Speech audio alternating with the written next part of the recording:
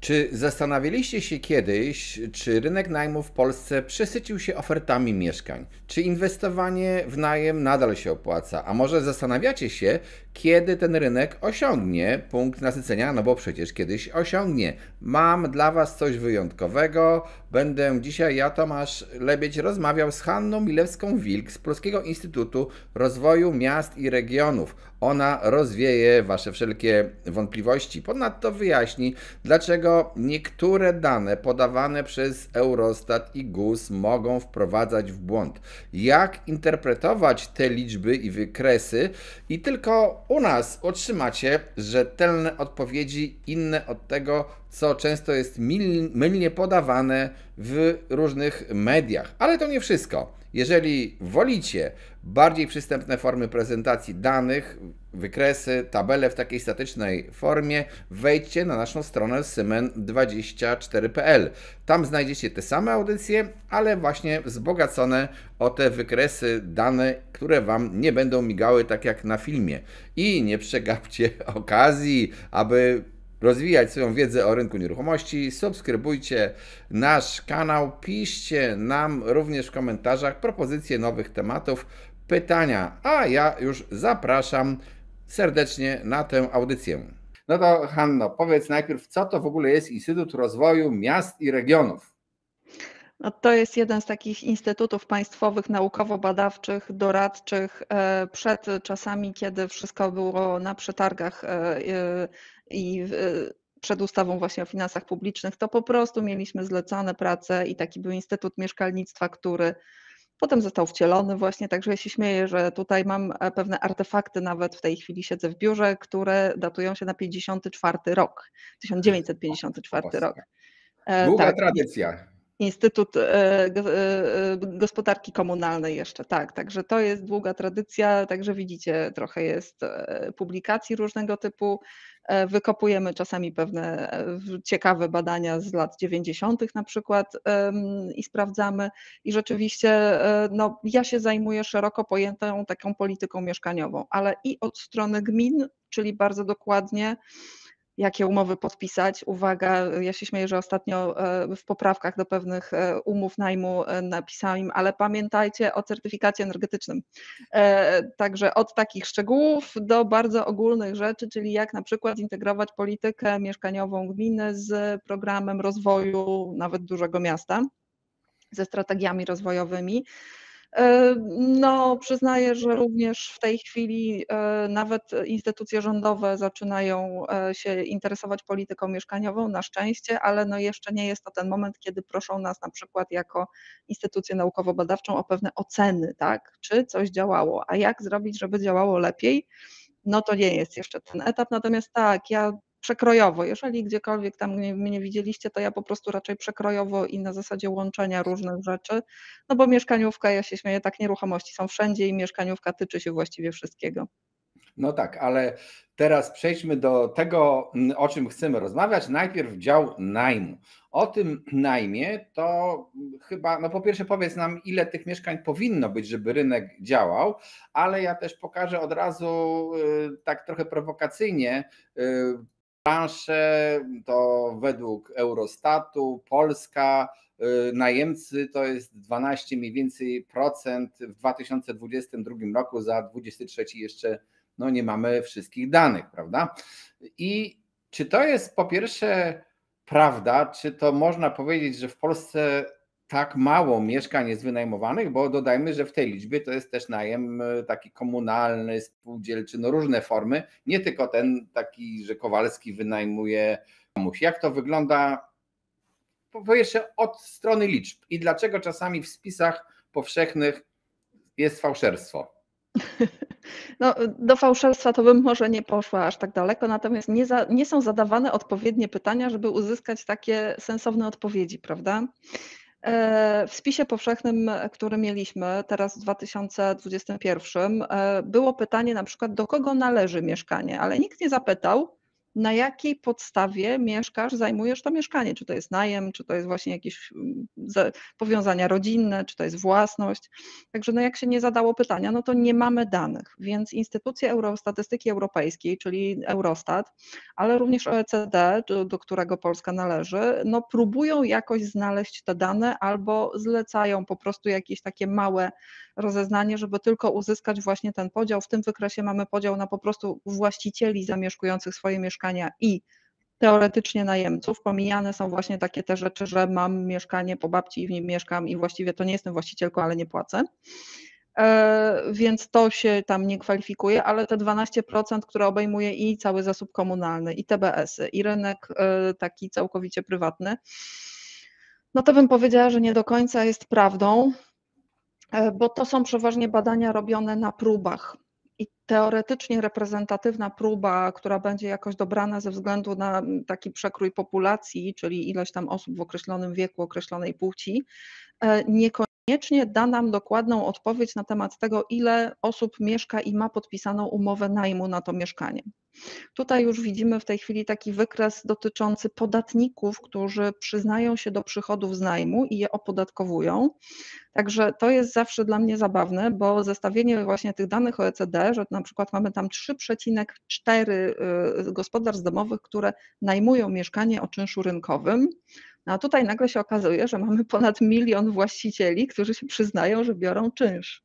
I to powiedzmy, przepraszam, że wejdę w zdanie, to są sami właściciele, to są podatnicy, a przecież ludzie mają czasami więcej niż jedno mieszkanie do wynajęcia, więc tych mieszkań to ty szacujesz, zdaje się, na 1 300 000 mniej więcej takie liczby, tak? Dobrze mówię?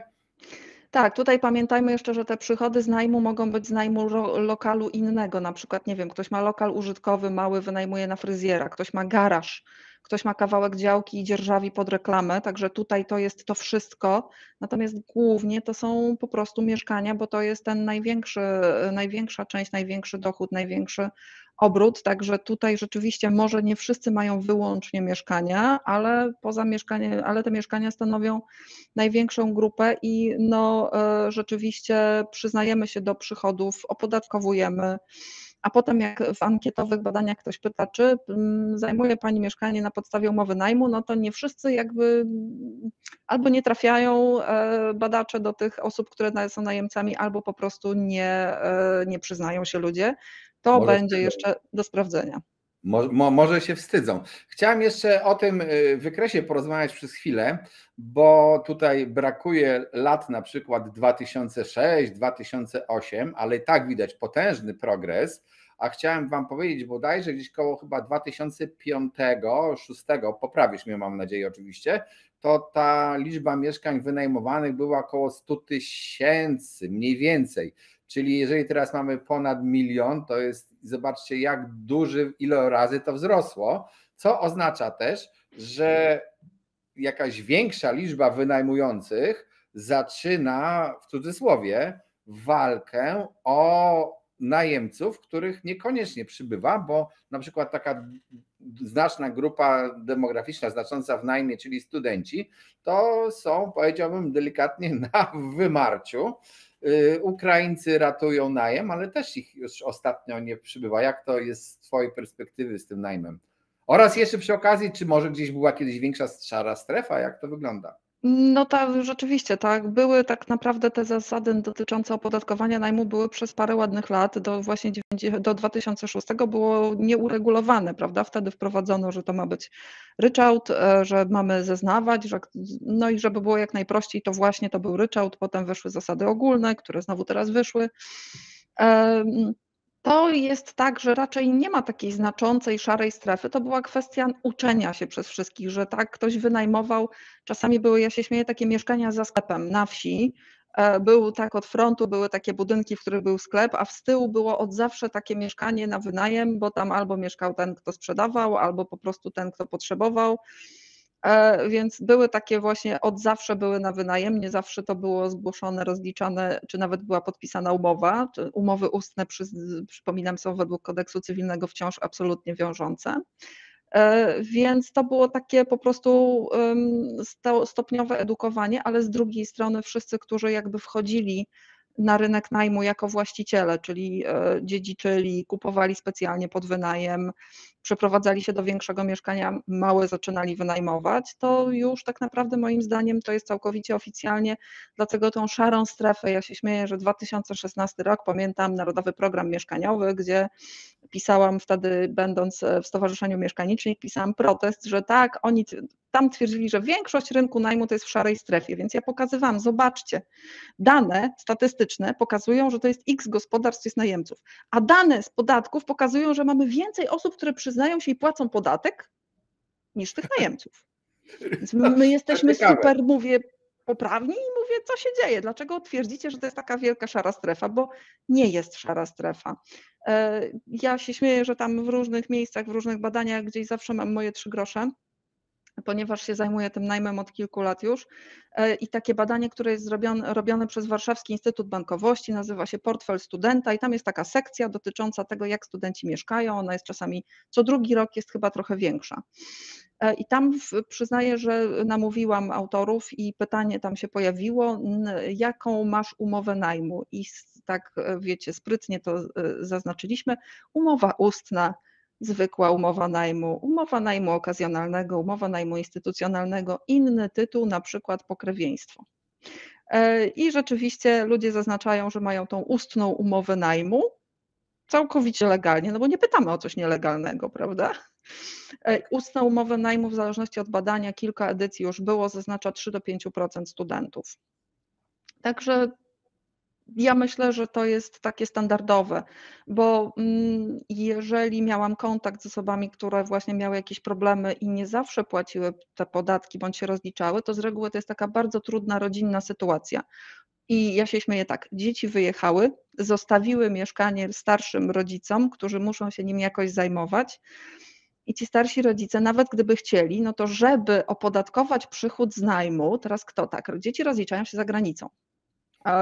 Nie wiedzą, na konto wpada rodziców. Rodzice, żeby mogli wykazać, no teoretycznie mogą, ale najlepiej jakieś pełnomocnictwa. Kto by się zajmował taką papierologią? Więc są umowy ustne. W takich bardziej skomplikowanych przypadkach. Ale też wiele osób, to rozmawialiśmy o tym przed audycją, to po prostu boi się wynajmować bez umowy, mają inne dochody, po co mają wpaść, po co im ten kłopot z urzędem skarbowym i jakaś głupia wpadka dla paru złotych podatku, tak naprawdę to nie jest jakiś, dla wiele osób to ten podatek płacony od mieszkania wynajmowanego to nie są pieniądze, które decydują o ich życiu, prawda? Tak, przeważnie najem jest jakimś sposobem ulokowania pieniędzy i bieżących takich wpływów na osoby na przykład, które są, nie wiem, mają jakieś stanowiska prawnicze, jakieś kierownicze, gdzieś powiązane z urzędami państwowymi, oficjalnymi, nie mogą być karane, nie mogą mieć nawet postępowania karno-skarbowego, bo wtedy po prostu tracą pracę, czyli często podstawowe, takie znaczne źródło dochodu. Więc po prostu, to mówię, ryczałt jest prosty, raczej to jest rozliczane, także ta szara strefa u nas naprawdę, ja myślę, że gdybyśmy policzyli te 5%, to jest maksimum, bo no to tam możemy się kłócić, tak, a jak podzielimy na opłaty do spółdzielni i ten czynsz najmu, to może część opodatkujemy, ale to jest opodatkowane w taki czy inny sposób. No właśnie, przy okazji jeszcze chciałem zwrócić uwagę na jedną rzecz, to znaczy na to, jak wygląda najem okazjonalny, który jest akurat łatwy do policzenia, no bo trzeba go zgłosić po prostu, żeby ta umowa funkcjonowała. I powiem szczerze, widzę przyrost najmu okazjonalnego, to prawie taka nam się tutaj hiperbola kształtuje, ale w stosunku do liczby w ogóle tych najmów, to bym powiedział, że zaskakująco mizernie. Ja mam swoją teorię, dlaczego. Ja od razu podzielę się nią. Ja uważam, że po prostu jest bardzo skomplikowany z jednej strony, trzeba namawiać tego najemcę, żeby gdzieś tam chodził, coś zeznawał, szukał kogoś, kto powie, że go przyjmie, jak ten najemca będzie nie płaci, a jednocześnie wynajmujący wiedzą, że jak dojdzie do jakichś problemów, to i tak będą mieli problemy i państwo nie będzie im pomagało w tej eksmisji z tego najmu okazjonalnego, więc to taka jest iluzoryczna korzyść. Co ty o tym sądzisz? No to jednak ja bym powiedziała, że tak, to, że procedura jest bardzo skomplikowana, jeżeli to jest procedura dla osób nieprofesjonalnie zajmujących się najmem, to jest bardzo trudne i ja na to zwracam uwagę od lat, bo z drugiej strony jest na tyle trudna i ten wymóg, żeby najemca wskazał mieszkanie do wyprowadzki, zauważmy, że przynajmniej instytucjonalnym został zniesiony, bo po prostu Fundusz Mieszkań na Wynajem, w który testował wówczas na większą skalę, stwierdził, że po prostu to jest tak trudne, że nie da się wszystkich przekonać do tego, żeby takie zaświadczenie przynieśli. Ja pamiętam, że dzwoniła do mnie kiedyś dziewczyna, która mówi, i zadzwoniłam do cioci, żeby mi takie oświadczenie podpisała, że mnie przyjmie pod swój dach i ciocia się przestraszyła, bo myślała, że ja chcę przejąć jej mieszkanie. To bardzo tak, zgadza się.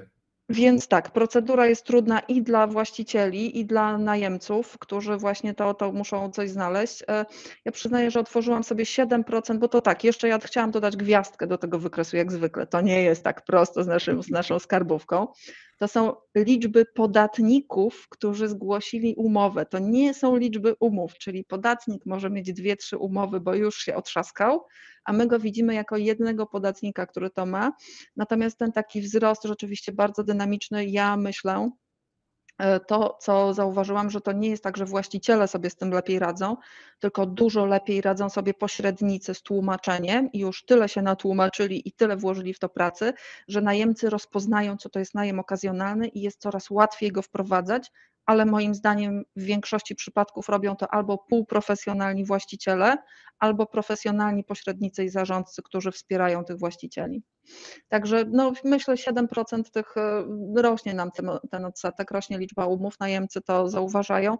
Jeszcze pamiętajmy, że sporo jest takich umów, które gdzieś się toczyły, ale mogły nawet nie zostać zarejestrowane w skarbówce, tak? Mamy taki teoretycznie najem, który ma nagłówek umowa najmu okazjonalnego, nigdy nie został zarejestrowany, więc to nam nie wejdzie w te statystyki, ale to się rzeczywiście bardzo fajnie rozszerza. Edukują się ludzie, mamy usługi, mamy profesjonalistów wspierających, natomiast tak, procedura jest koszmarna. Trochę uciekliśmy od tego tematu. Żeby rynek funkcjonował, jaka powinna być ilość mieszkań w takim swobodnym najmie, czyli nie w takim komunalnym, bo tam są zupełnie inne przepisy.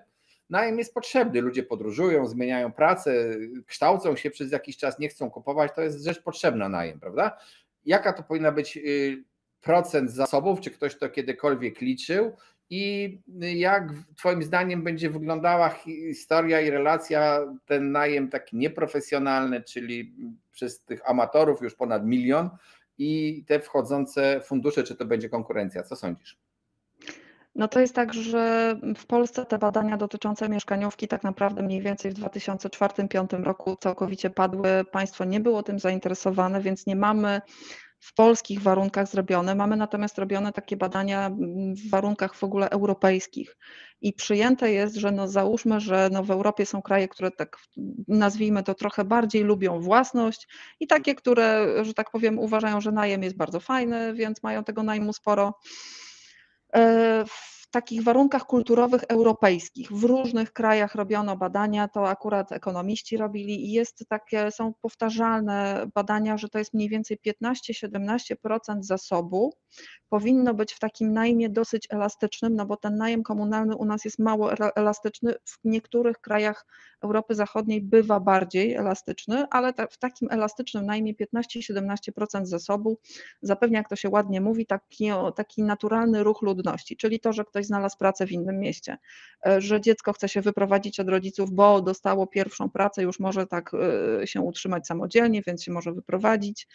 Ludzie się rozwodzą, niektórzy potrzebują okresowo tak mieszkania w innym miejscu, więc to są właśnie te takie naturalne, tak? Czasami ja się śmieję, że na czas remontu generalnego domu ludzie szukają mieszkania na pół roku na wynajem, żeby się przenieść, bo nie da się żyć w domu remontowanym. I to jest takie 15-17% ten naturalny ruch ludności i tutaj dlaczego są widełki, w niektórych krajach może być więcej, bo w niektórych krajach na przykład jest absolutnie przyjęte, że dziecko się wyprowadza, jak tylko dostaje pierwszą pracę, to się wyprowadza od rodziców i tam nawet może dostać jakiś dodatek mieszkaniowy, nazwijmy to, żeby sobie łatwiej poradzić samodzielnie, ale że jest taki nacisk właśnie na to, żeby to było na większą samodzielność. No, są takie kraje, które dopiero jak rzeczywiście musimy się przeprowadzić do innego miasta, no to wtedy szukamy mieszkania na wynajem na jakiś czas, a potem dążymy do własności. Także to jest to takie właśnie 15-17%. Jak patrzymy na takie nasze dane, no to jeszcze jest miejsce na tym rynku najmu, jeszcze jest popyt. Fascynującym dla mnie było rzeczywiście to, że mimo wszystko te nasze zasoby mieszkaniowe i to, jak my wszyscy ich używamy, jesteśmy bardzo elastyczni, bo ja przyznaję się tutaj w Instytucie na potrzeby chociażby głównych miast w Polsce, bo mieliśmy kontakt, bo Instytut pracuje głównie dla samorządów. Szacowałam, kiedy skończą nam się mieszkania dla Ukraińców. Wtedy w koniec lutego, w marcu szacowałam i moje obliczenia, ja się śmieję, że pomyliłam się o tydzień. Myślałam, że skończą się tydzień wcześniej niż de facto mieliśmy kryzys. Okazało się, że po prostu mamy mieszkanie albo piętro domu, które wykorzystywane było dużo rzadziej albo nie było wykorzystywane, mieszkanie, które było tylko biurem, które można było tak naprawdę, no to biuro, no to jak będzie trzeba, to gdzieś sobie znajdę w jakimś coworku na chwilę miejsce. Uruchomiliśmy bardzo dużo mieszkań, bardzo dużo miejsca też na wynajem, na użyczenie. I co ciekawe, sporo tych mieszkań wtedy uruchomionych zostało na rynku, szczególnie w średnich, małych miastach. Także poszerzyło nam się to, weszło do takiego oficjalnego obrotu, bo wcześniej to było w małych miejscowościach, no to było wiadomo, że tam jest mieszkanie na wynajem. To trzeba zapytać tamtej pani, bo to jej siostra albo tam jej ktoś znajomy, tak, to wiadomo kogo zapytać, a one weszły w ogłoszenia w tej chwili już, także to nam powiększyło. Co ciekawe, w tych danych statystycznych jeszcze za 2021-2022 rok w podatkach troszkę widać, ale nie za dużo. Widać trochę było właśnie te pandemiczne takie zwolnienie przybywania nowych, natomiast ten wzrost liczby mieszkań, liczby podatników jest bardzo stabilny od lat, czyli po prostu kupujemy kolejne mieszkania na wynajem i te mieszkania się wynajmują, także to co pytałeś, taka bitwa o najemcę, ona jest, ale ona jest na poziomie jakościowym. Mieszkania na wynajem, szczególnie z rynku pierwotnego kupowane jako inwestycja, wyglądają pięknie, aranżowane są przez specjalistów, mają świetne zdjęcia w ogłoszeniach i tak naprawdę wynajęcie w tej chwili mieszkania nawet w dużym mieście z piecykiem gazowym takim starego typu otwartym do grzania wody, no to już najemcy są przerażeni, oni już tu nie wejdą. Jeżeli nie ma sensownego ogrzewania w kamienicy gdzieś właśnie w Krakowie czy w Łodzi, to najemcy mówią: o nie, bo ja będę płacić za dużo za prąd, to ja takiego nie wynajmę, będę szukać może troszeczkę innego, może ciut wyższy czynsz, ale będą niższe rachunki. Także ten wyścig jakościowy, wynajęcie mieszkania z piecem węglowym, to ja nie wiem, czy komuś się udaje jeszcze w tej chwili. Zależy gdzie.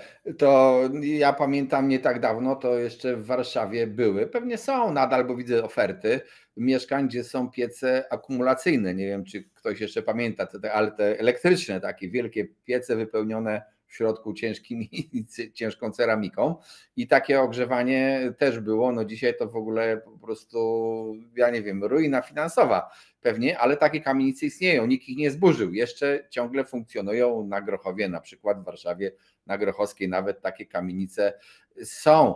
Tutaj chciałem taką małą uwagę powiedzieć, bo niektórzy, którzy nas słuchają, to raz powiedzą: a u mnie jest inaczej. No pewnie, że jest inaczej, bo my mówimy o danych statystycznych, to znaczy jakiejś średniej. Gdzieś jest lepiej, gdzieś jest gorzej niż to, o czym mówimy. To jest po pierwsze. Po drugie, też te parcie na te mieszkania jest różne w różnych miastach, do czego jeszcze za chwilę przejdziemy przy tych pustostanach też omawiając. I w różnych rejonach Polski są miejsca, gdzie dobrze, jest dużo pustostanów, tylko problem jest taki, one są, bo tam nikt nie chce mieszkać, a nie dlatego, że ludzie złośliwie trzymają te pustostany. Ale też duże miasta, wspomniałeś o Krakowie, ale też Warszawa. I ten porównanie rynek takich starszych mieszkań i tych nowszych mieszkań. I to jest takie nieoczywiste do końca, bo w tych miastach, na przykład w centrach ich, no w Krakowie zwłaszcza, to już jest mnóstwo krótkiego najmu w centrum, tego turystycznego.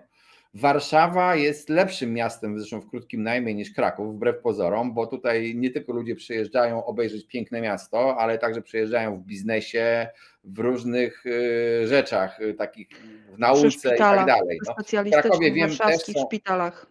tak, dokładnie, w Krakowie też są uczelnie, to ja wiem, ale tylu instytucji jak w Warszawie, takich centralnych i powodów do przyjechania innego niż napicie się piwa w weekend w Warszawie jest znacznie więcej i ten najem krótki po prostu w Warszawie dobrze działa i to właśnie są te często mieszkania w tych starych blokach w centrum. No zresztą centrum wiadomo, dlaczego Warszawy centrum jest nowoczesne, a Krakowa stare, no bo myśmy mieli wojnę. I tak to wygląda po prostu, ale tam jest spory udział tych mieszkań, one bez problemu wynajmują. Walka trochę też jest na poziomie unijnym i takim nieporadnym z tym krótkim najmem, bo nikt sobie z nim nie może poradzić, miasta protestują, że to podnosi ceny mieszkań, najemcom, no różne tematy. Nie chcę teraz specjalnie mówić, czy to jest dobrze, czy źle, że istnieje najem krótki. Jest takie zjawisko, prawda? I tak patrząc się na to, ty mówisz, że teraz jest walka jakością samego mieszkania, tak. Ja też sądzę, że zaczyna się walka jakością usługi, bo gdybym ja miał wynajmować mieszkanie, to ja wolę, przepraszam wszystkich Kowalskich, którzy chcą mi wynająć mieszkanie, ale jesteście dla mnie niestabilni emocjonalnie. Ja wolę pójść do firmy, która mi wynajmie mieszkanie i nie przyjdzie mi za 3 dni i powie, że potrzebuje mieszkania dla córeczki albo coś im się w życiu zmieniło i tak dalej. I będzie mi prosiło o rozwiązanie umowy i robiło, co im się przyśni. Po prostu ten najem instytucjonalny dla najemcy jest lepszy. I on powoli wchodzi w najlepsze miejsca, zaczyna od najlepszych miejsc, ale czy będzie konkurencją dla, a jeszcze jest ten najem taki, gdzie są właściwie lokale użytkowe tak naprawdę, 23% VAT-u, czy to może być konkurencją dla tych prywatnie wynajmujących?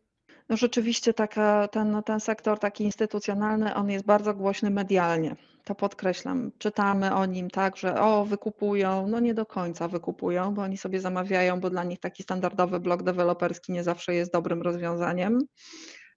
Ale to jest ciągle, mimo że tam widzimy w tych transakcjach nawet kilka tysięcy mieszkań, to zobaczcie jeszcze, jeśli moglibyśmy wrócić do tego wykresu, u nas pomiędzy Którego? ile przybywa podatników Najmów, w tak? ogóle w najmie, tak. Dobra, proszę Między bardzo. 21 a 22 rokiem, niby to się wydaje mały schodek, ja tutaj patrzę na liczby bezwzględne, przyrost to jest prawie 80 000 nowych podatników rozliczających się z najmu. Także jeżeli kupujecie mieszkanie na wynajem, a obok Was otworzy się w ciągu roku fundusz inwestycyjny z budynkiem, w którym jest 300 lokali, to rzeczywiście jest wpływ, natomiast nikt nie patrzy na to, że w nowych blokach deweloperskich tak naprawdę 30 do 50% lokali jest kupowane i wynajmowane, jak tylko ten blok jest oddany do użytkowania. Więc tak naprawdę większą konkurencją są inni Kowalscy, którzy kupują razem z nami mieszkania na wynajem, bo fundusze działają rzeczywiście w największych miastach i oni kierują swoją ofertę jednak do tych takich, ja się śmieję, do tej śmietanki najemców z bardzo dobrymi zarobkami, bo oni są weryfikowani na wszelkie sposoby, jakie mają dochody, jaką mają umowę o pracę, jak przy kredycie niemalże. Więc tak, fundusze, natomiast to, co ja rzeczywiście podkreślam, bo ja udzielam się, jeżeli mnie zobaczycie z panią prezes PFR Nieruchomości, tak, występuję i podkreślam, że rzeczywiście wpływem tych funduszy wszystkich i tego PFR Nieruchomości i pozostałych komercyjnych jest rzeczywiście to podkreślenie, że można profesjonalnie obsługiwać najemcę. I tak naprawdę mamy nie tylko fundusze, które profesjonalnie to robią, ale właściwie w każdym mieście w Polsce w tej chwili większym jest jedna lub kilka firm zajmujących się profesjonalnie obsługą najmu.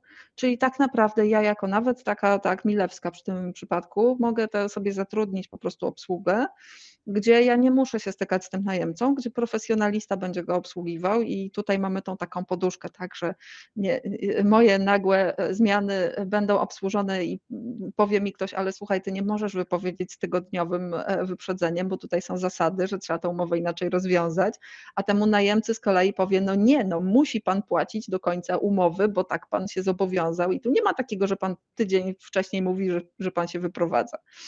Także to jest jakby ten profesjonalizm ta profesjonalna obsługa zaczyna nam zataczać coraz większe takie kręgi, bo z drugiej strony już się nauczyliśmy jako właściciele wynajmujący mieszkania, że kurczę, to jest jednak, trzeba mieć wiedzę, trzeba nadążyć za tymi zmianami prawnymi, trzeba przestrzegać tych procedur, to lepiej już zapłacić jakiś tam kawałek czynszu, tak, oddać profesjonaliście, niech on to wszystko ogarnie, a po prostu my będziemy mieli spokój.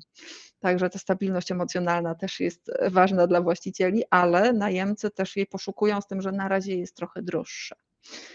Tak wygląda to, ale też rozmawiając o tej walce o najemcę, to ja już widzę, że zaczyna się w niektórych miastach. To jest może na wyrost powiedziane to słowo walka, to jeszcze tak się nie rozpoczęła, ale no, patrzymy się na te mieszkania do wynajęcia.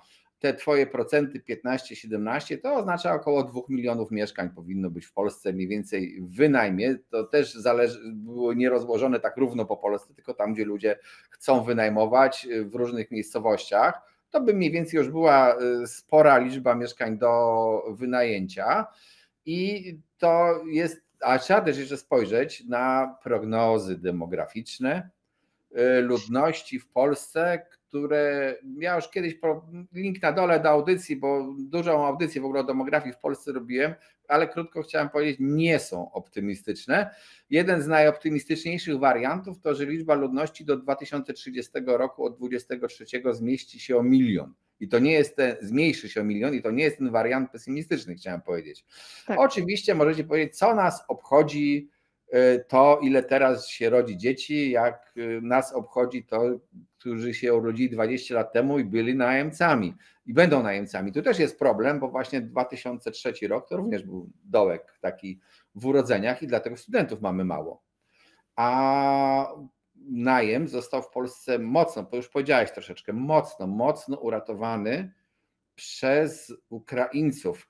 Czy są jakieś badania, czy w ogóle znasz jakieś takie dane, badania, które by powiedziały, na ile to jest stabilna mniejszość w Polsce, Ukraińcy? Na ile możemy na nich liczyć, że oni jeszcze powiedzmy przez 5 lat tutaj będą, czy 10 mieszkali? Tak, Narodowy Bank Polski zrobił takie badania nawet powtarzalne, bo pierwsze zrobili zaraz po tym, jak przyjechali ci ludzie w maju i w czerwcu, robili badania ankietowe, a kolejne były powtórzone mniej więcej rok później, także to już są takie dosyć stabilne rzeczy. I trzecia rzecz to w tej chwili te rządowe programy Poland Safe Harbor i tak dalej, które ściągają głównie firmy i pracowników. Wówczas w tych badaniach deklarowało około 30 do 50% osób, które były pytane. W pierwszym badaniu to byli ludzie pytani w tych centrach recepcyjnych, czyli oni w ogóle nie wiedzieli, co się dzieje, więc tam ten odsetek ludzi, którzy chcieli zostać w Polsce, był stosunkowo jeszcze, mówię, około 30 paru procent, natomiast później te badania robione wśród osób, które jakoś już w miarę, powiedzmy w średnim okresie, czyli mają umowę na rok, na 2, mają jakąś umowę chociażby na jakiś czas określony o pracę, to tam już ten odsetek wzrastał do 50, że oni chcą zostać w Polsce. Tutaj są jeszcze inne badania, które robią bardziej samorządy, które dotyczą edukacji dla dzieci i tak naprawdę w tej chwili Ukraińcy, którzy decydują się jednak wrócić albo do Ukrainy, albo wyjechać w drugą stronę do Europy Zachodniej, głównie wskazują jako problem na to, że oni jednak ze względu na edukację dzieci to zmieniają, także to nawet nie jest mieszkaniówka.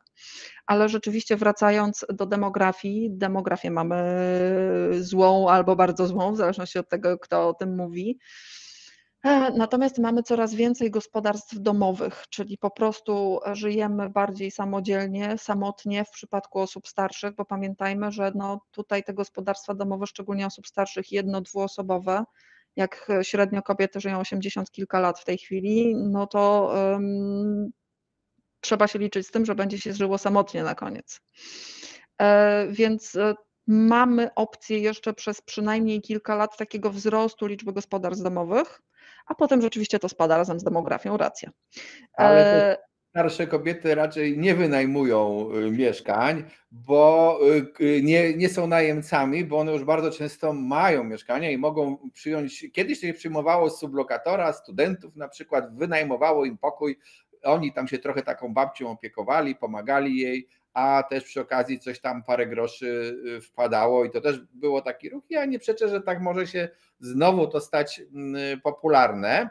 Oczywiście też przyrasta, styl życia się zmienia, jest coraz więcej singli z różnych powodów, ale dodam najnowszy program rządowy Mieszkanie na Start, zapowiedź, to na razie ma zamiar wyeliminować z rynku singli. Jestem ciekaw, jak to będzie wyborczo, bo to chyba wyborcy tej koalicji, no ale zostawmy to, bo rozmawiamy o najmie, a nie o kupowaniu mieszkań. Żeby już tak podsumować ten najem, i tak od razu powiem też za następną audycję, subskrybujcie kanał, bo będziemy mówili o ROI z najmu, które wcale nie jest rewelacyjne. To tak trzeba pamiętać. Zaraz oczywiście ktoś napisze, że ma 10%, ale ja proszę bez fantazji. Zdarzają się takie miejsca, ale bez fantazji, tak? Jak widzisz przyszłość najmu w kontekście też tego, że chyba nowy rząd nie ma zamiaru, przynajmniej na razie nic nie mówi na temat tego, że uprości ustawę o ochronie praw lokatorów i zrobi ją lepszą dla wynajmujących? No, ustawa tak naprawdę to jest dla kolejnych wszystkich rządzących, ale również w kontekście wyborów samorządowych to jest coś, co na razie raczej nie będzie tykane i nie będzie zmieniane, także tutaj bym dużo nie oczekiwała. Natomiast tak, jeżeli ktoś chce inwestować w najem, w tej chwili no, inwestowanie na kredyt trochę się mija z efektywnością. Ale generalnie ja zauważam, że to, co wiele osób robi, to przeprowadzając się do większego mieszkania albo do tego domu pod miastem, zostawia sobie mieszkanie na wynajem i to rzeczywiście może być dosyć efektywne, bo tak, w dużych miastach będzie popyt na mieszkania do najmu, będą poszukiwane, będą najemcy. Jedyne, na co zwracałabym uwagę, to jeżeli jeszcze będą te programy rządowe, kredytowe, to jednak ta jakość idzie w tą stronę, że wydaje mi się, że młodzi ludzie albo nawet osoby, które poszukują do najmu, coraz mniej popularne będą kawalerki. Kawalerki są popularne tylko i wyłącznie ze względu na cenę. Natomiast jeżeli ktoś ma w zbliżonej cenie do wyboru kawalerkę i dwupokojowe, to coraz częściej najemcy będą wybierali dwupokojowe ze względu na komfort i to, że mamy osobną sypialnię. No w ogóle to powiem tak, że nawet w obrocie, tam gdzie jest sprzedaż, to mitem są kawalerki, bo kawalerki to jest, nie wiem, 14-15% obrotu mieszkań sprzedawanych. Ja nie mówię o najmie teraz, tylko sprzedawanych, a dwupokojowe to jest 40 parę. To w Tak. zależności, to jest gro mieszkań, to są dwupokojowe. Przy okazji jeszcze, to już też zapowiem następną audycję, albo zobaczcie link do poprzednich, takie krótkie hasła, dyrektywa EPPD powodująca wzrost cen mieszkań, to jest jedno, i ogólne malenie mieszkań. Chciałem powiedzieć, że w ciągu ostatnich 30 lat nam mieszkania zmalały mniej więcej o 30% i to wcale nie jest kłamstwo, to jest prawda. W latach Tak. 90. mieszkanie trzypokojowe to było prawie 80 metrów, teraz jest 52 albo 53, budowane przez dewelopera. Ale obiecaliśmy drugi temat, bo wszyscy mówią, po co w Polsce są budowane mieszkania, skoro tych mieszkań i pustostanów mamy w ogóle miliony, 2 miliony, 3 miliony pustostanów. Nie no, 1 800 000 wyszło nam ze spisu powszechnego mieszkań niezamieszkałych, bo ja tutaj będę naciskać, bo też robię badania. Pustostany generalnie to są takie lokale, które wiemy, że są przeznaczone do najmu i po prostu w tym momencie nie mamy tam umowy, nie ma tam najemcy. Ten lokal rzeczywiście stoi pusty, ale do najmu. Natomiast te mieszkania, które mamy, czasami akurat się z nich wyprowadziliśmy, albo jest przygotowane do sprzedaży i nikt tam nie mieszka, to się raczej mówi, że to są mieszkania niezamieszkałe, bo to wiecie, no nie zawsze wszyscy wszystko chcą wynajmować. Mniej więcej 3,5 roku temu w instytucie robiliśmy takie badanie dotyczące właśnie pustostanów, czyli lokali, które mogą być przeznaczone do najmu, ale są z różnych przyczyn puste, ale też właśnie zbieraliśmy informacje o takich niezamieszkałych z różnych względów i GUS dodał do takiego sprawozdania M01 formularz, który wypełniają profesjonalni zarządcy, czyli spółdzielnie mieszkaniowe, tak jak tu widzicie, jakieś tam właśnie zakłady pracy, które mają swoje mieszkania, TBS-y, generalnie nawet zarządcy, którzy obsługują wspólnoty mieszkaniowe.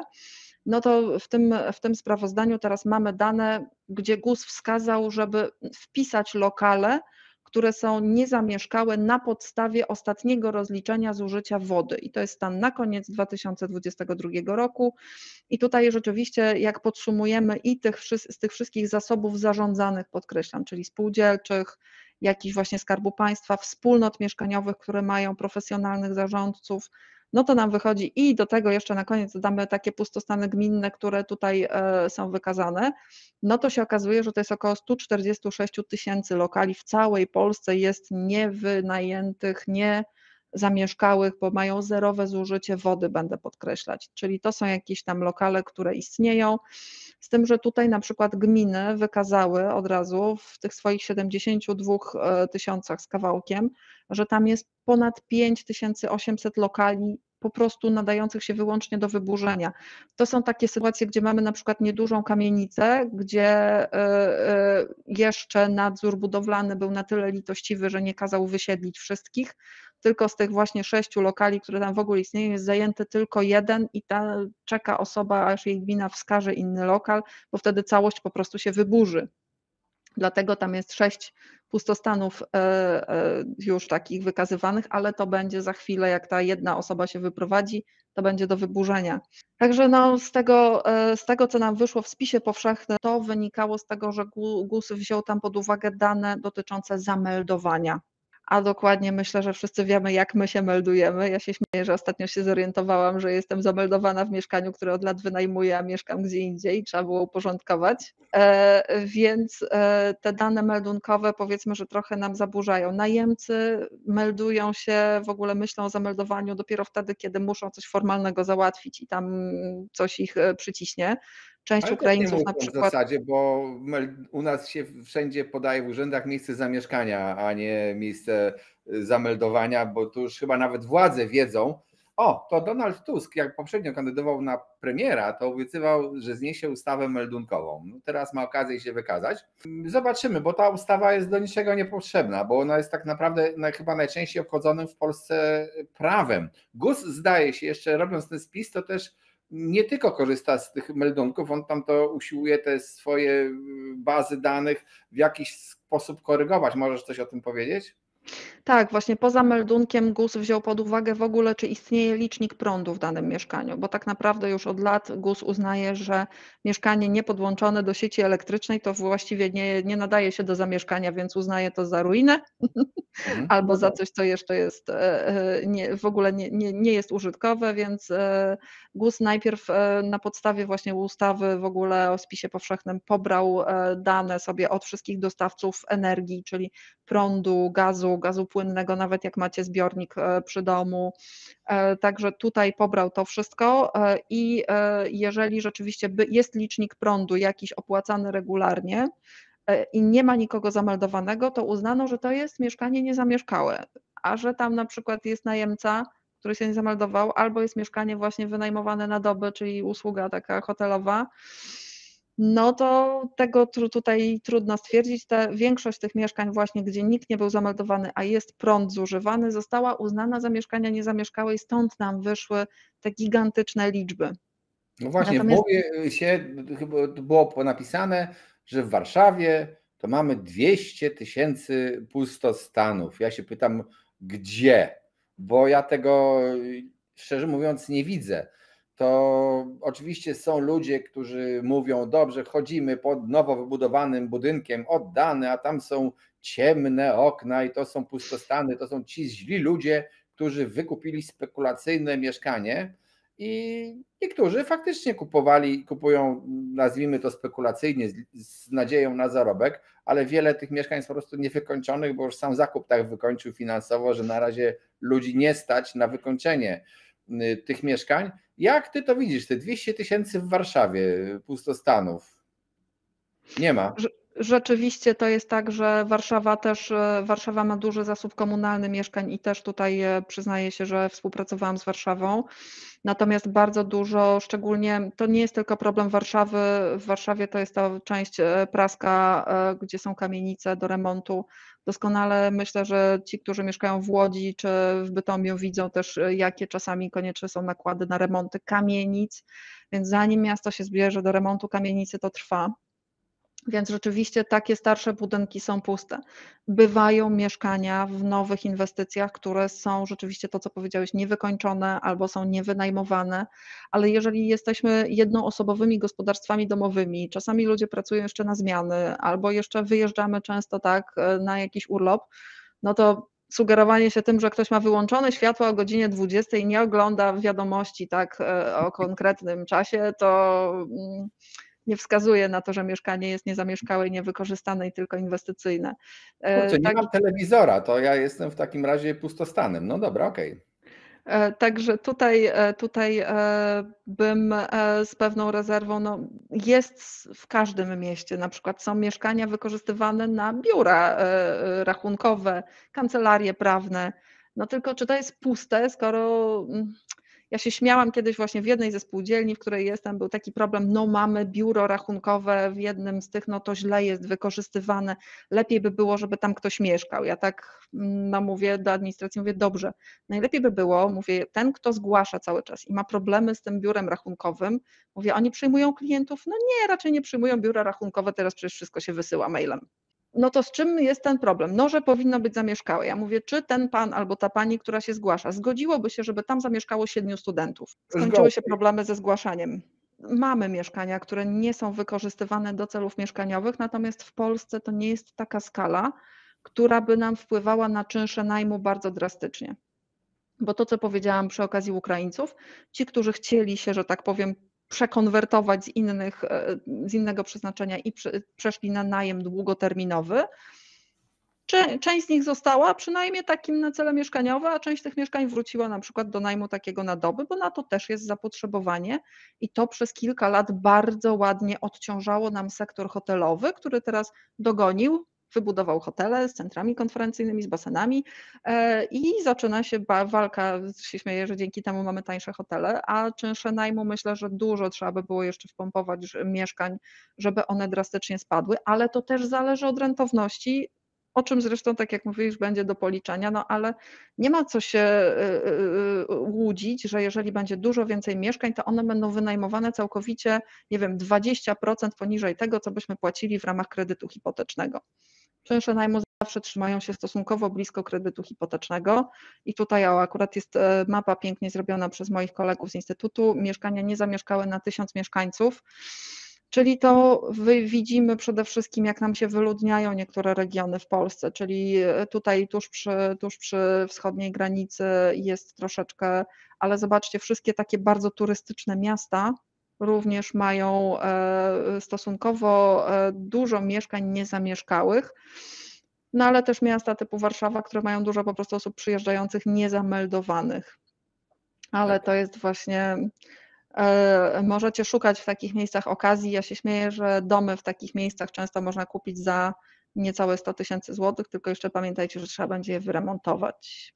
Te takie równoleżnikowe ruchy, wschód do Warszawy, widać jak się ludzie przenoszą, oni po prostu często tam mają te mieszkania po rodzicach nawet. To są domy po rodzicach, bo pamiętajmy, że w kategorii mieszkania w Polsce również liczony jest dom. I ci ludzie traktują te domy jako działkę.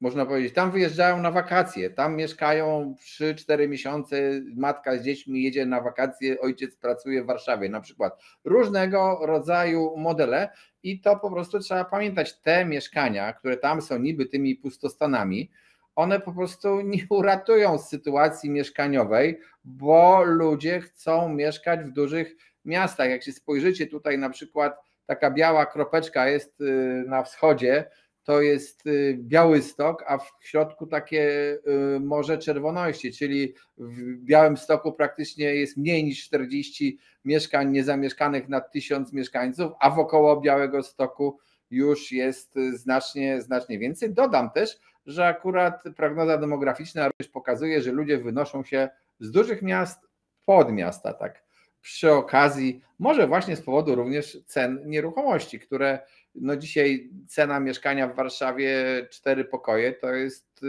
cena domu na peryferiach lub cena domu w gminie pod Warszawą, a Ja nie wiem, czy Łomianki są. Już pomijając całkowicie to, że deweloperzy w tej chwili 4-pokojowych mieszkań to tak normalnie raczej nie robią, bo kończą na 3 pokojach. No, to jest już inna sprawa, ale ja mówię o czteropokojowych, tych, które są na rynku i wystarczy spojrzeć, jakie są ceny.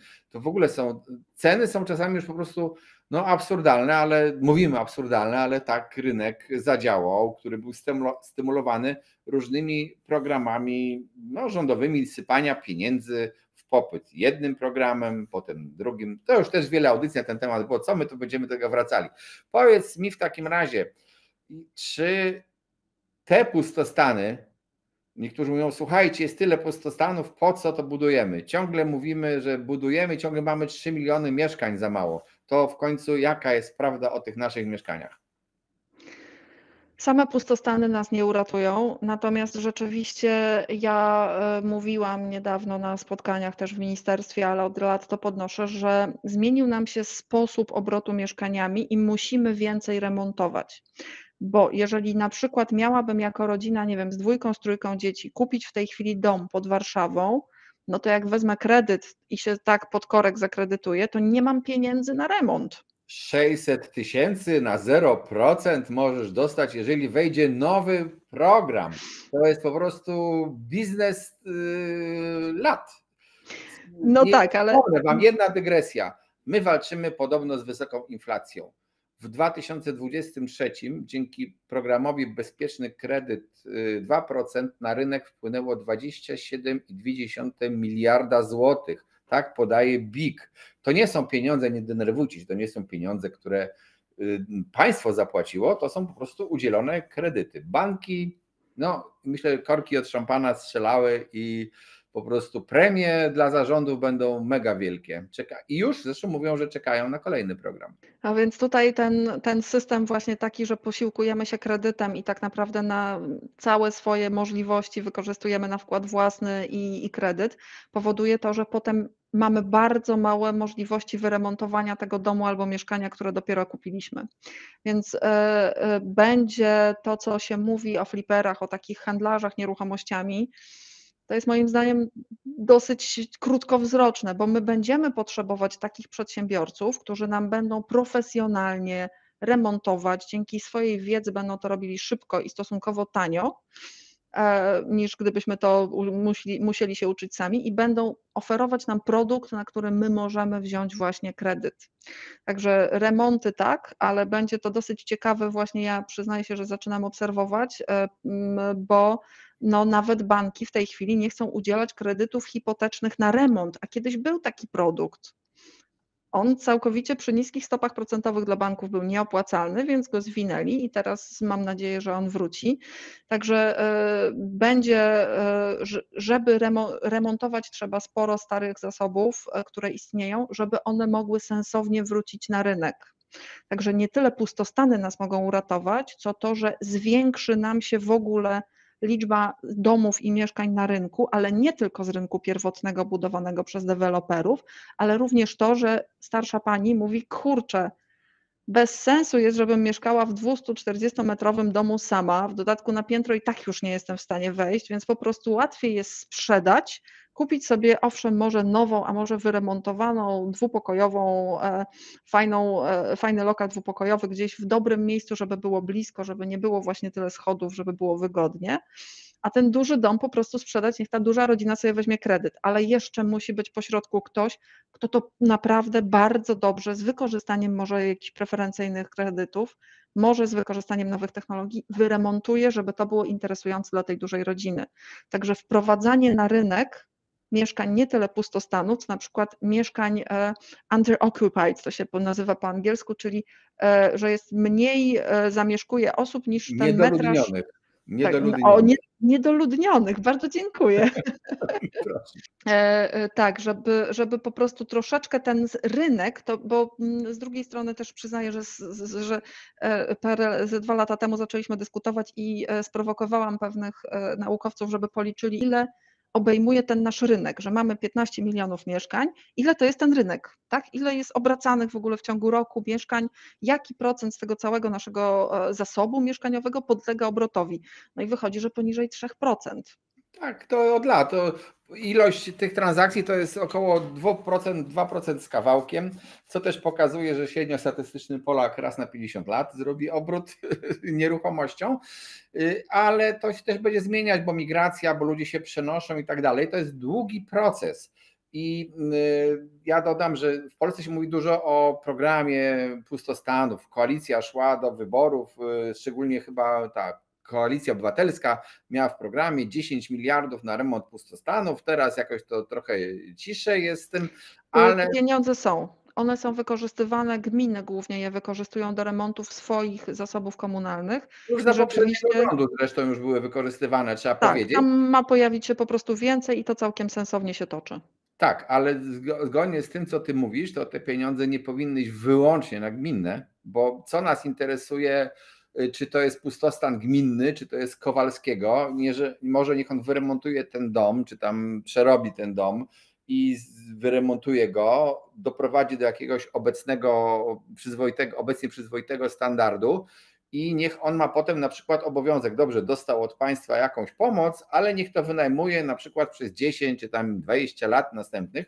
Przecież taki program w Polsce był i to był jedyny chyba sensowny program na budownictwo. To był na początku lat, na przełomie wieków ten program i to przypominam, tam mogłeś dostawałeś po prostu ulgę od podatków. Ulga budowlana na wynajem, tak, pani Irena Herbst to stworzyła, 98 rok, przez kilka ładnych lat rzeczywiście hulało, było efektywne, potem to rzeczywiście zniknęło, bo stwierdzono, że no już jakoś tam się toczy przeważnie budownictwo deweloperskie wtedy, także to było. W tej chwili, jak z nią rozmawiałam chyba za 2 czy 3 lata temu, to mówiła, że teraz by coś zrobiła bardziej wyszukanego. Ale to był też dobry pomysł, bo ja znam ludzi, którzy budowali domy w Warszawie, takie mini wielorodzinne, 6 lokali mieszkalnych, w jednym oni mieszkali, 5 żyją z wynajmu do tej pory, 20 lat program minął, ulgi się skończyły podatkowe, a oni ten program realizują i 6 rodzin i 5 rodzin dodatkowo ma gdzie mieszkać. Zauważcie, że to jednak zadziałało i to był program, jego konstrukcja nie powodowała przede wszystkim zwyżki cen nieruchomości. Ani czynszów najmu. Tak. Ani czy najmy to w ogóle mogła teoretycznie obniżać, chociaż to powiedzmy sobie szczerze, ponad 100 tysięcy mieszkań w ten sposób budowano. Ktoś mi o tym mówił, nie wiem na ile to jest prawda, ale jeżeli chcecie, to możecie tam, statystycy mogą weryfikować koniecznie, jeżeli chcą wykonanie tego programu zobaczyć. Był on w każdym razie programem nie podnoszącym cen, tak jak to zrobił bezpieczny kredyt, który w niektórych miejscach targnął o nawet ponad 30% ceny mieszkań. I teraz właśnie do tych remontów jeszcze wracając. Wspomniałem tak króciutko o tej dyrektywie EPBD. W Polsce może się teoretycznie, powinniśmy się wreszcie doczekać tego, że będą u nas klasy energetyczne A, B, C, D, E, F, G, bo na razie to my nawet nie mamy tych klas energetycznych, więc nie wiemy, co mamy zrobić, bo wiemy, że mamy likwidować klasę G, ale jak ją mamy likwidować, jakiej w Polsce nie ma. Więc czekamy na odpowiednie akty prawne, ale zakłada się, że tych budynków, tych gorszej klasy będzie sporo w Polsce. I to wcale nie mówię o wielkiej płycie teraz, tylko o często takich domach gdzieś stojących pod miastem, czy na peryferiach miast, czy tych domach jednorodzinnych, starych właśnie kamienicach. Bo te wielkie płyty, to powiem szczerze, zostały bardzo często porządnie wyremontowane, do różnych poziomów doprowadzone. I one wcale nie będą tym najgorszym zasobem. I te pieniądze muszą się znaleźć, bo inaczej to będzie oznaczało na remonty tych budynków, bo inaczej to będzie oznaczało, jeżeli nie będzie tych pieniędzy, że one po prostu wypadną z zasobu mieszkaniowego i znowu się okaże, że kolejne 3 miliony mieszkań trzeba zbudować. No to jest rzeczywiście wyzwanie, poprzedni rząd, jakby ja znam osoby, które zajmują się tak naprawdę od strony takiej wdrażania zmiany, bo tak naprawdę to, żebyśmy zmienili te klasy, to oznacza, że tak naprawdę wszystkie świadectwa energetyczne trzeba będzie trochę przerobić. Tak. I tutaj były dyskusje, ja akurat przy tym byłam, jak to może, czy one będą ważne, no bo teoretycznie 10 lat ważne od świadectwo. Zobaczymy, tak naprawdę poprzedni rząd nie chciał się tym zajmować, bo z drugiej strony też to są pieniądze, wymagania Unii Europejskiej, ale na to są również pieniądze w tej obecnie już trwającej perspektywie unijnej. Także wyobraźcie sobie, że jeżeli byśmy mieli mniej więcej porównywane pieniądze do tego, co zostało w poprzedniej perspektywie unijnej wpompowane na przykład w autostrady i taką infrastrukturę drogową i teraz musimy to wpompować w polepszenie stanu mieszkaniówki w ogóle.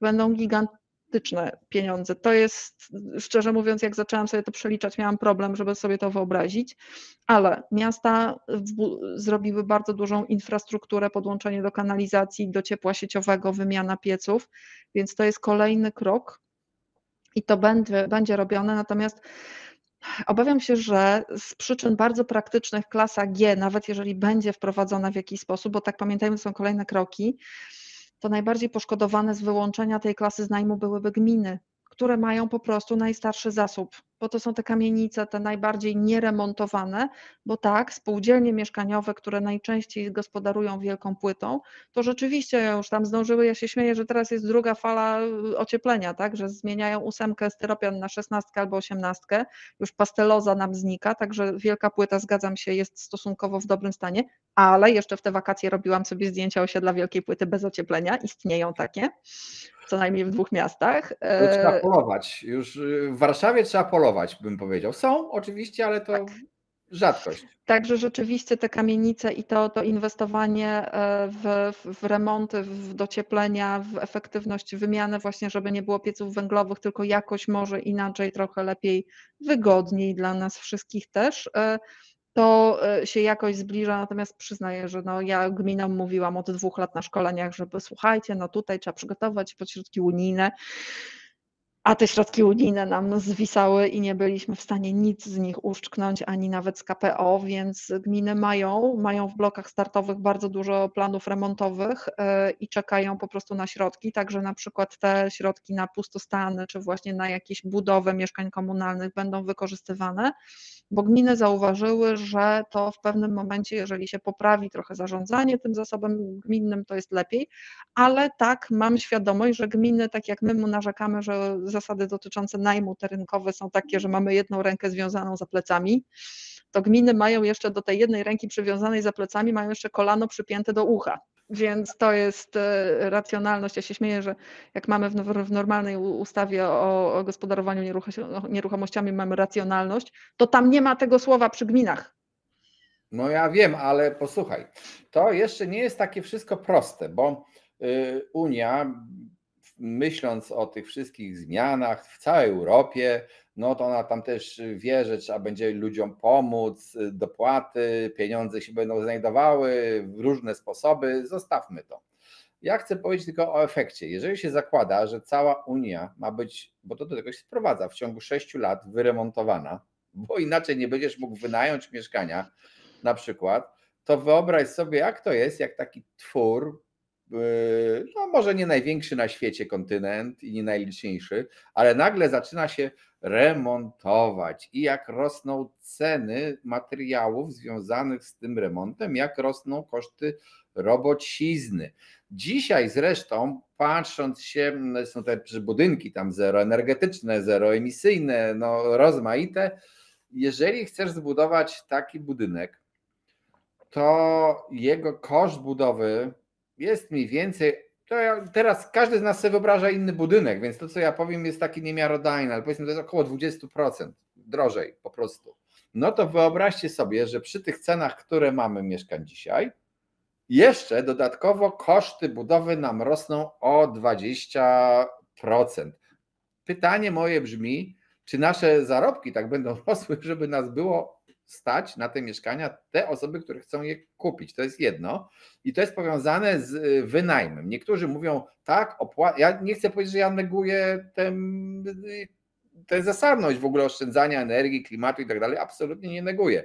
Tylko to wszystko nie może się dziać naraz i gwałtownie, bo po prostu prowadzi do gwałtownego podbicia cen, do jeszcze ewentualnie zmniejszenia mieszkań, żeby były mniejsze, bo będą droższe w budowie. No i mówi się nam tak, ale dzięki temu będziesz w przyszłości koszt energii ponosił mniejsze. No i powiem tak, to proszę mi powiedzieć, kto widział, że energia spada, mimo że jest coraz bardziej ekologicznie produkowana. Tak, no, a tu jeszcze tak naprawdę porównujemy koszty wybudowania nowego budynku w tej technologii bardziej efektywnej i powiedzmy wymaganej efektywnie tylko.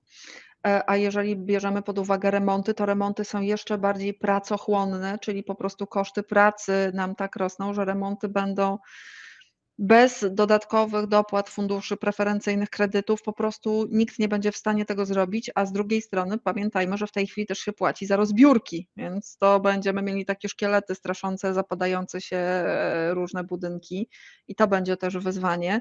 Także no, ja myślę, że rzeczywiście trzeba zacząć rozsądniej jednak planować. Jeżeli chcecie budować dom, to ja bym się też zastanowiła, czy dom da się wynająć, bo rośnie nam rynek najmu domów. Jak postawicie go w pięknym miejscu pod lasem, to wynajęcie go na cele mieszkaniowe będzie trudne. Dzięciołom, dlaczego nie? Dzięcioły bardzo chętnie zamieszkają, wiewiórki, takie inne zwierzątka, tak? No, ja bym w orzechach to ciężko będzie tak pobierać czynsze, chociaż można. Natomiast domy, które są w miastach średniej wielkości, małych nawet miastach, ale gdzie jest pełna infrastruktura, gdzie mamy wodociąg, kanalizację od razu tak dosłownie w granicy działki, gdzie mamy dostęp do jakiejś przychodni zdrowia niedaleko, do sklepu zwykłego, nawet do pizzerii czy jakiejś restauracji na bieżąco, gdzie jest szkoła, do której można w razie czego tak, że dzieci pójdą blisko, małe dzieci do szkoły, bo do szkoły średniej no to już niestety trochę trudniej, ale patrzcie, jak rozglądacie się za nieruchomościami nawet na własne potrzeby, sprawdzajcie właśnie tę infrastrukturę w okolicy, bo w tej chwili właśnie nieruchomości do remontu, ale w bardzo dobrej lokalizacji z tymi usługami będą bardziej atrakcyjne i na przyszłość będzie też je łatwiej sprzedać albo wynająć i w tej chwili będzie trochę taniej właśnie korzystając z tych różnych takich dofinansowań, które już samorządy mają typu właśnie na jakieś wymiany pieców są dostępne lokalnie, a mam nadzieję, że za chwilę po prostu na duże termomodernizacje albo będą jakieś preferencje, jeżeli będziemy zwiększać kubaturę zabudowy, żeby była bardziej efektywnie wykorzystana działka, także w tą stronę już się myśli i już się planuje niektóre instrumenty finansowe. Ja bym dodał jeszcze, że oprócz patrzenia na infrastrukturę szkoły i tak dalej, to nawet w ustawie o planowaniu przestrzennym, w jej zmianie zostało wprowadzone te pojęcie odległości od szkoły, planów ogólnych. No, czekamy na rozporządzenia, panie ministrze, nowy, ale też patrzeć trzeba na przykład na dostęp do komunikacji publicznej. To jest bardzo ważne. Nie zdajecie sobie sprawy, że, albo może sobie zdajecie sprawę, ale jeszcze nie do wszystkich dotarło, że transport indywidualny, szczególnie w dużych miastach, będzie stopniowo rugowany. I chyba, że coś się zmieni, ale na razie trend jest taki. To ja bym jednak pokazała na takie bardzo praktyczne, ponieważ ja też doradzam takim organizacjom, które wspierają osoby starsze. Słuchajcie, po prostu całkowicie praktycznie. Jeżeli przekraczamy 70 parę, 80 lat, okazuje się, że prawdopodobnie będą badania okresowe, żebyśmy udowodnili, że jesteśmy w stanie być kierowcą. Więc w pewnym wieku może się okazać, że nie tyle transport został zakazany w centrach dużych miast, co my z tego swojego domu poza miastem nie będziemy w stanie sami wyjechać, bo nie będziemy mieli prawa jazdy już. Całkowicie praktycznie, bo po prostu z wiekiem no, pewne umiejętności się, że tak powiem, redukują albo potrzebujemy na coś więcej czasu.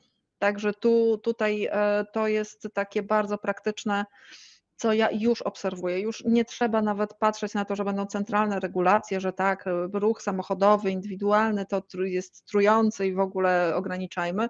Nie, to będzie to, że będąc osobą starszą albo będąc osobą potrzebującą wsparcia, to karetka do Was jedzie 15 minut, bo jesteście za miastem, zamiast 5 minut, bo jesteście w mieście. Słuchajcie, bo będziemy zmierzali już do końca tej audycji. Zapowiadam od razu też, że następne odcinki z Hanną na pewno zrobimy, tak więc subskrybujcie ten kanał, ale chciałem powiedzieć jeszcze o komunikacji trochę i ja jestem dumnym mieszkańcem Warszawy. Dlaczego? Wszyscy moi znajomi z całego świata, którzy tutaj przyjeżdżają z rozmaitych krajów, przyjeżdżają i są zachwyceni jedną rzeczą. Wiecie czym? Transportem publicznym. Naprawdę nie można specjalnie narzekać. To znaczy, jako ja warszawiak patrzę, przychodzę, autobus mi się spóźnił minutę, to w zasadzie prezydenta trzeba odwołać albo co najmniej mu burę zrobić. Tak to działa. Są państwa, w których po prostu transport nie przyjeżdża wtedy, kiedy powinien, albo jest brudny, albo jest jakiś zły. I poza tym ja wam powiem szczerze, że ja nie pamiętam, kiedy ja własnym samochodem wjechałem do centrum po to, żeby tam coś załatwić, bo może przejechałem przez centrum Warszawy, to tak, chociaż też już coraz rzadziej, bo po co, ale pojechać, zaparkować samochód po to, żeby potem mieć jeszcze 1,5 kilometra dojścia do miejsca, w którym chcę załatwić sprawę, bo takie wygląda poszukiwanie parkingów, jest po prostu męczące. I na tym też polega ten korzyść z transportu publicznego, no też pomijając już cenę samą, która jednak jest znacznie tańsza niż korzystanie z własnego samochodu i to widzimy, to się zmienia, ten model życia zmienia się. Nawet samochody już miejskie mogą być przestać produkowane, bo ludzie w wielu miastach jeżdżą po prostu od tak sobie transportem publicznym. Jeżeli jeździmy na linii duże miasto, to też często jest lepiej wsiąść po prostu w pociąg albo polecieć samolotem, a nie mordować się tym samochodem nie wiadomo po co. Czasy nomadów samochodowych powoli, przykro mi, ale się kończą, proszę Państwa, i to też trzeba zwrócić uwagę. Hanno, dziękuję Ci bardzo za tę audycję, za bardzo ciekawe informacje. Państwa wszystkich też proszę o jakieś takie uwagi i pytania dotyczące, co można jeszcze od Hanny się dowiedzieć, bo ona na pewno wszystko wie, ale ukryła tą wiedzę przed nami. Poza tym audycja trwa już chyba z godzinę, więc no nie możemy przeciągać. Ja Wam wszystkim dziękuję, trzymajcie się ciepło w ramach EPBD i tak dalej. Żyjcie dobrze. Cześć.